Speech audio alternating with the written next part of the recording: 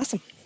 Adeline, you got them all dry? You're shaking them off to blow them, get them dried off there? They just sanitized them, and I read something that you're supposed to wait till they totally dry so it kills all the COVID and all the bacteria. So I was waiting.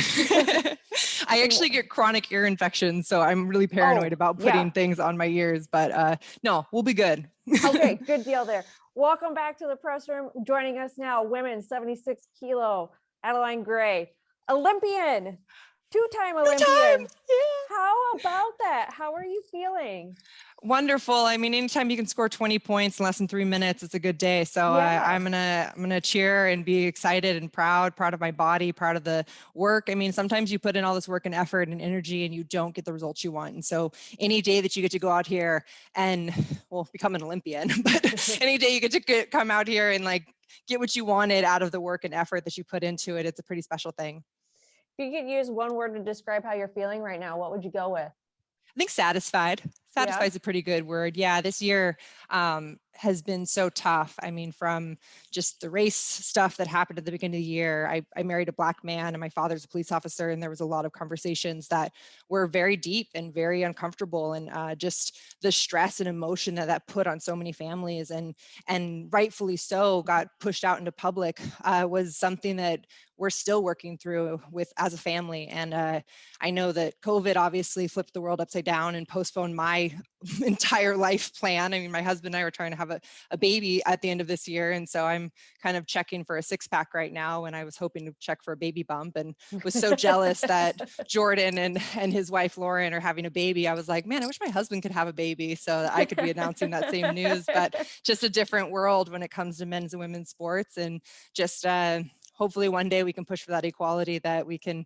get maternity leave and be able to have some stability for older athletes. I'm 30 years old and still competing and want to pursue this dream. And luckily I have a family and a support system that's willing to help me and strive for that, but it definitely has its sacrifices.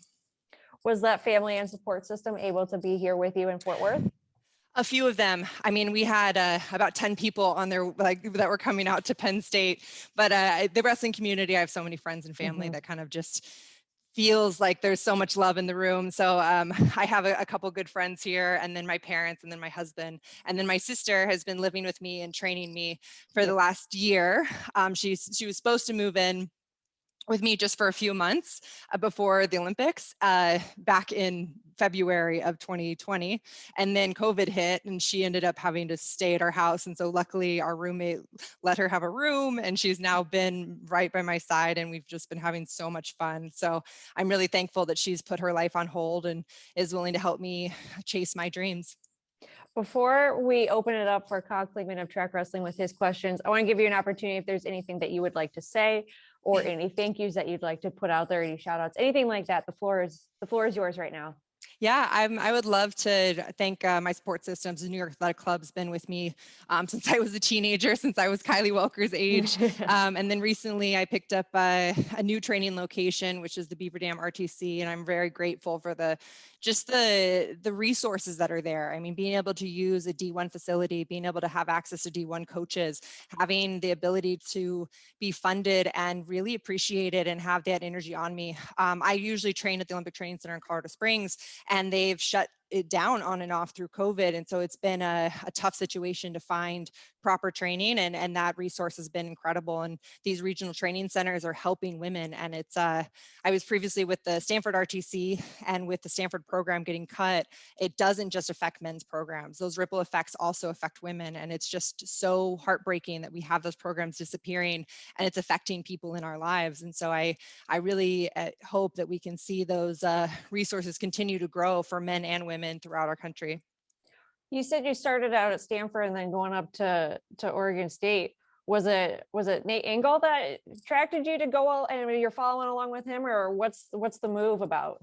Yeah. So when I was at Stanford, I had originally approached Nate Engel. So Terry Steiner is the head national team coach, and at these domestic events, he has to be unbiased. And personally, I want to be his favorite all the time. And so it's tough because I have to essentially not have a coach during these moments. And so Nate's really stepped up and just been able to get me what I need. I mean, he's gone above and beyond in so many situations, and really made me feel appreciated and cared for. And I just really am thankful that I have him in in my support system and in my life right now. So yeah, he was at Stanford, and then he transferred up to Oregon State, and they have been really active about growing their women's program, and they have signed Alyssa Lampy and Mallory Velty, and just some really hardworking people that have a good grasp on what this world is in the wrestling community. And I appreciate the fact that they have the balance truly. I mean, I feel like we really work hard when it's time to wrestle and when it's time to lift, but we're also doing some really interesting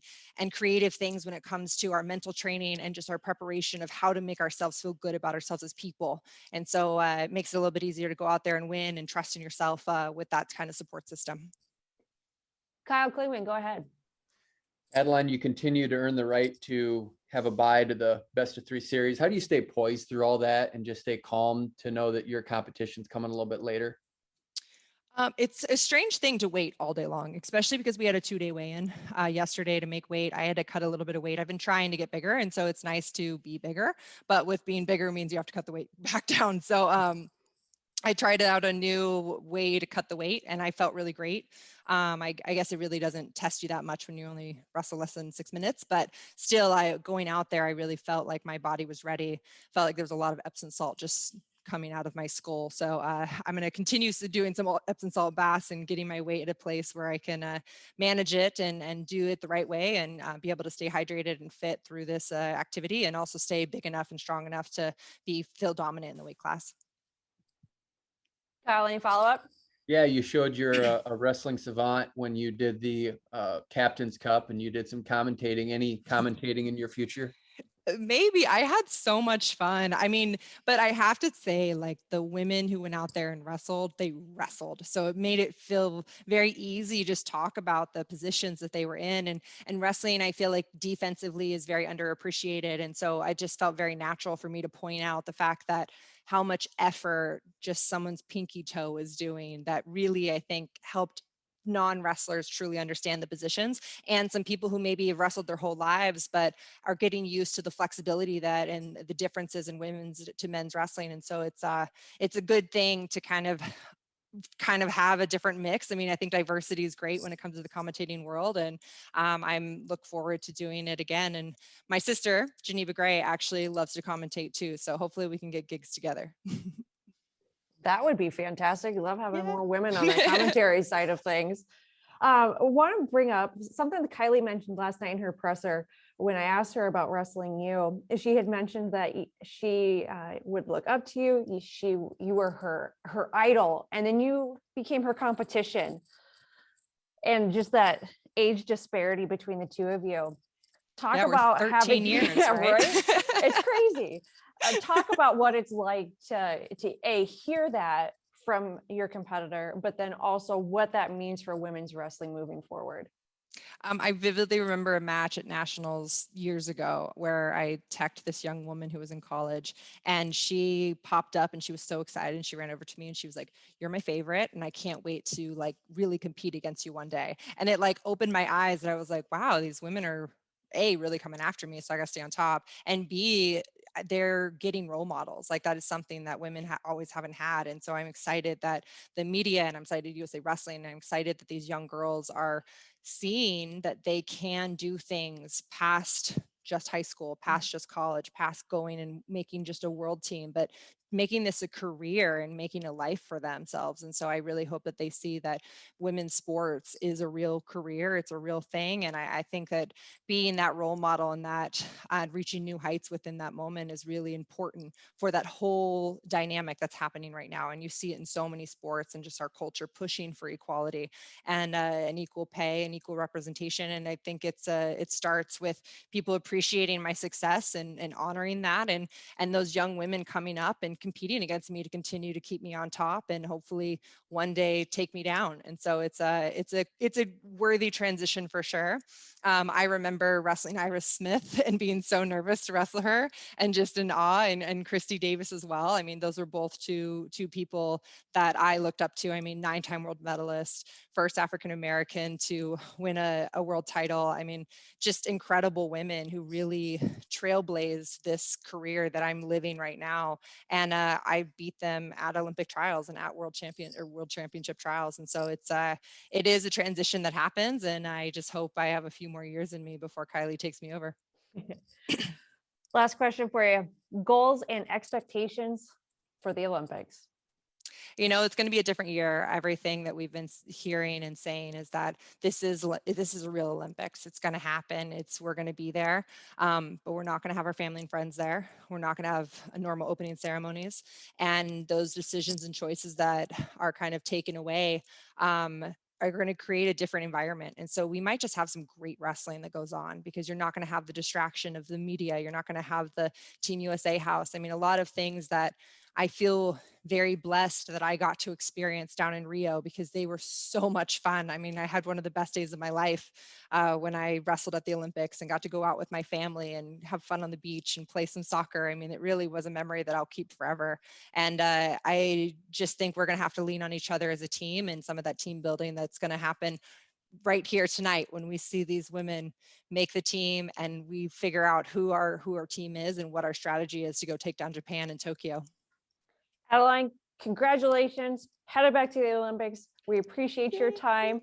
We're very excited for you. Can't wait to watch you wrestle. Take care and have a great rest of your night celebrating. Thank you. Thank you so much. And I hope everyone follows me at Adeline Gray on all my social media accounts. It's going to be a pretty awesome year.